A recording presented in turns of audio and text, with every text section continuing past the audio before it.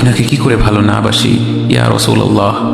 যখন আপনি আমাকে ভালোবেসেছেন সেই 1400 বছর আগে, যখন আপনি আমাকে মিস করতেন, আশা করতেন যেন আমার সাথে দেখা করতে পারেন, অথচ তখনও আমি জন্মই হইনি। সেদিন সাহাবীরা আপনার চোখে পানি দেখে বলল, ইয়া রাসূলুল্লাহ, আপনি কাঁদছেন কেন? আপনি বললেন, আমার ভাইদের খুব দেখতে ইচ্ছে করছে।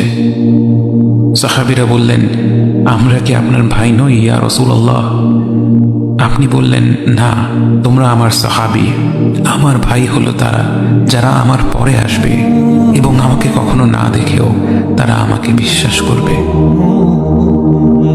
মৃত্যু শয্যায় শুয়ে আপনার অন্তরে এই চিন্তা ছিল যে আমাদের পরিণতি কি হবে।